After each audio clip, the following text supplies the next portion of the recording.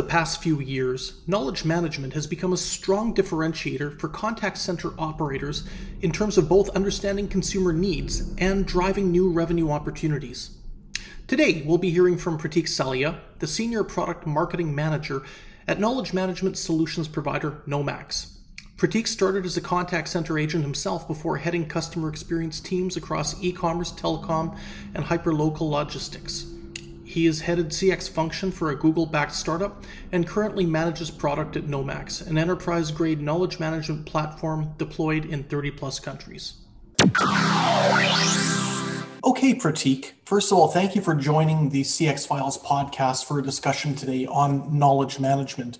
Probably a good starting point from the perspective of the listeners to this podcast would be if you could tell us a little bit about what knowledge management actually entails from a customer experience perspective. Thanks a lot, Peter, for having me today. I guess it's a good start for our conversation today, right? Now, what does knowledge management mean from a customer service perspective?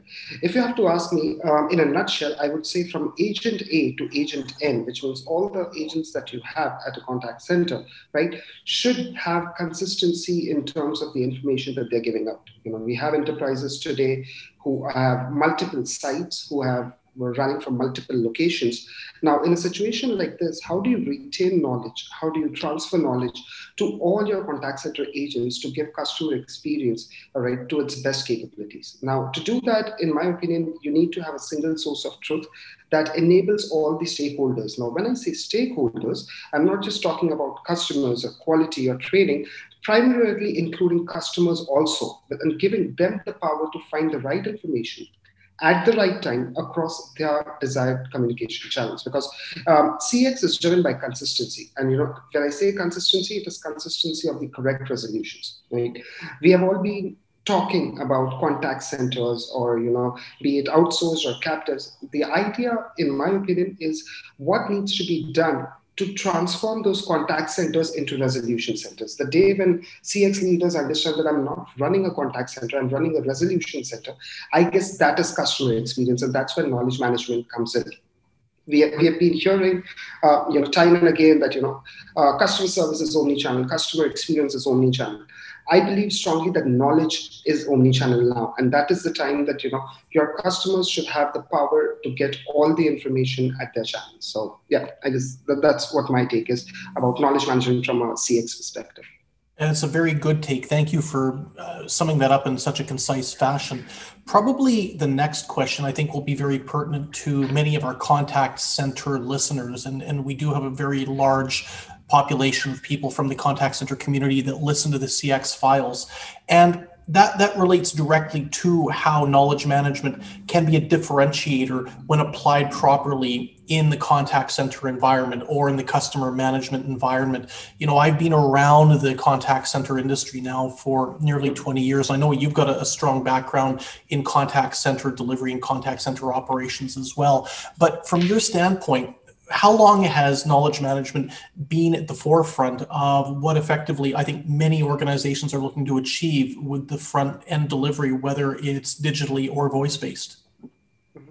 So if you have to ask, how long has knowledge management been in contact centers or in customer experience, as a matter of fact, I would say that it has been there since the inception of contact centers and customer experience. Right now, if I go back to the days when I was a contact center agent for a UK and an Australian-based telecom operator, which was Three, right? And they had an outsourced contact center out here. And we had a device laboratory, that's what we used to call it, a device lab, wherein whenever a new phone used to come up, right, they used to train us and the phones were kept in a lab and we were told to go over there, understand what the phone does so that we could give that information to customers whenever they used to call for any tech-related issues.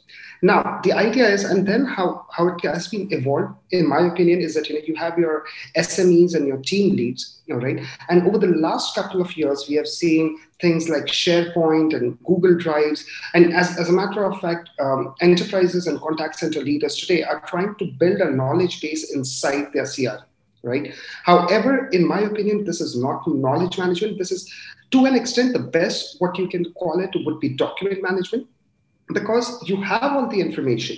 And I'm a strong believer that, in the ocean of knowledge, findability is the key. And all of us today are super bombarded with too much of information. Now, be it a customer or an agent, how do you help them to find the right piece of information quickly in a matter of time, not to have any kind of dead air in between, to avoid your hold times? And these all impact your KPIs. So again, summing back to your question, it has always been there. The thing is, it has been in different conventional manners, and right now I see the shift coming in organizations where they're, like they see that we need to have a sophisticated CRM. They are now looking at, hey, you know what, we need to have a modern, cutting-edge knowledge management system independently in place. Great, great. And maybe could you tell us a little bit about what a contact center or why a contact center operation, whether it's in-house or an outsourced operation, should be taking on knowledge management as a solution, as part of its arsenal of tools in regards to servicing clients, whether it's on the digital side or the voice side? What are the advantages that they would gain from implementing a knowledge management solution? And so my rebuttal to that, Peter, would be why not to have it? When I think of it, because I've been into the knowledge space of recently, but when I look at it, and if someone says that, you know what, I'm running a contact center operations, there are companies who are running it without a contact center team and only on self-service, or vice versa, or with a blend. My answer is why not? If you're running a contact center or you're responsible for customer experience, and if you do not have knowledge management, it's like you have trees without roots, right? Now let's take an example of this thing. Attrition has been very common in the contact center space, right? And attrition of people means attrition of knowledge, right? And we all keep talking about that, you know what, come what may, we will give the best exceptional CX. However, cost is something that, folks need to look upon. Now, if I look at certain Western markets, be it the North America or the Europe, the average cost to train a contact center agents is around $7,500. All right. And the average cost per contact is $5. Now, imagine what enterprises could achieve, keeping the experience part, of course, but what is the monetary benefit, enterprises could achieve if they were able to reduce the learning curve, if they would have ready reckoners available during the on-job training or during the initial learning curve of these agents. Right. So that's one of the reasons why knowledge management is a must-have for contact centers, irrespective of the size, irrespective of its way of operating. These are 2 or 3 areas where I feel it plays a very important role. And I think that the role you're talking about is very much essential as we go into the end of this year and certainly into 2021, when I think we can all agree that being able to ensure loyalty of existing consumers and winning new consumers is just going to be essential. I'd be curious if you could tell me, Pratik, what, in your opinion, for a contact center that might be evaluating knowledge management as a solution, but is on the fence, what would be some of the risks of not implementing knowledge management as part of its arsenal when it comes to customer experience management? All right. So, okay, I would again like to give you a short example. In the days where I was working as a debt collector for a US-based debt collection agency, right? And I'm sure you have been into the space. There is a thing called a mini Miranda, which is a script that, as a debt collector, I had to say each and every time in the exact same words if I used to miss out on that, right? Now, just like being a debt collector, there are a lot of processes across many industries, especially looking at the current scheme of things. You've got healthcare, you've got insurance, you've got banking, right? You've got logistics also to an extent, where SOP adherence and compliance play a very big role, right? And when these kind of things happen, when you do not have it, and in case if you have a new agent giving out a wrong piece of information, this will impact numerous KPIs, your CSAT scores, your quality scores, your AHT going high, repeat callers, more and more escalation, sometimes going as high as, tainting the reputation of a brand. Huge monetary losses going in the form of lawsuits, etc., because of one critical information not given. Right? So this is one, for me, if you have to look at, there are certain processes which are critical over there. You definitely need to have it because of some legal issues and compliance issues that you might have. But at a regular contact center, which is not super critical, you need to have it so that you can stay on top of your KPIs, your core KPIs that impact your NPS, the KPIs that impact your operational expenditure, and so on and so forth. That's great. Now, One of the things I'm sure many of the listeners from the contact center side will be curious about is knowledge management as an offering and what they should be looking for. I'm sure that we can all agree that knowledge management as a concept has a lot of value, but there are a lot of different offerings or a lot of different solutions out there.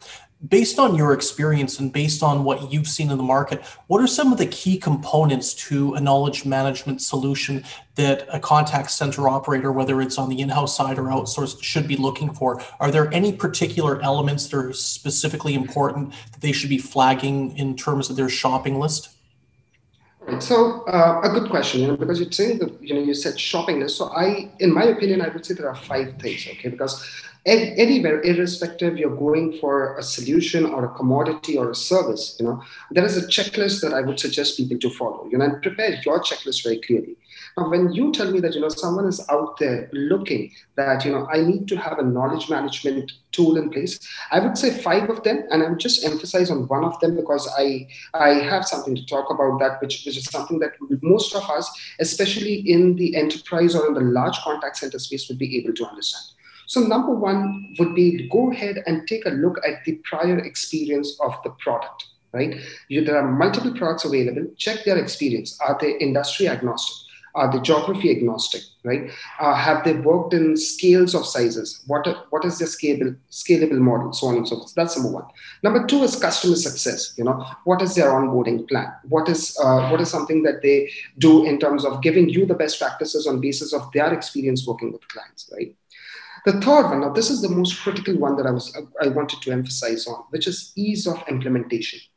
We have heard of the best of the names, right? We can call it Salesforce, or we can call Oracle, SAP, and so on and so forth. The most important part over here is to look at the time to deploy.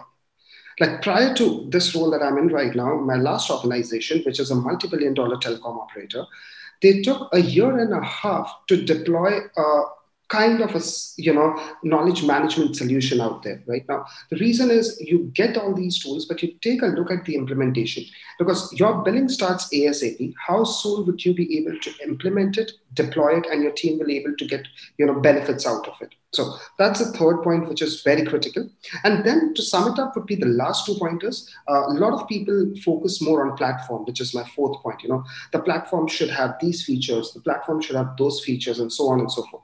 Take a look at the tools that we use today. Any tool, as a matter of fact, that can be Microsoft Word, or it can be a Google product. It has tons of features, but as users, we just need those 3 to 5 to 6 critical features. So take a look at the platform, of course, but look at the core use cases that you have, and is that platform able to solve it for you? And my last point would be innovation. Now, innovation, I would suggest to take a look at a company perspective and not just at a product perspective. Reason is because the company has to be innovative in nature. Are they, shipping out new products? Are they shipping out critical feature sets and modules in their platform? Right, so that's what I'll just sum it up quickly. 5 things I would suggest anyone to look out, especially when you're buying a knowledge management tool. As a matter of fact, any tool for your organization, their prior experience, their customer success, the ease of implementation, the platform, which includes the feature set, and lastly is how innovative they are. Well, I think those are some extremely interesting and, quite frankly, very practical best practices that you've enunciated, Pratik. Thanks very much for your time, for chatting with us on the CX Files today, and good luck in terms of everything that you're involved with at Knowmax. Thanks a lot, Ryan. That was really a pleasure speaking with you.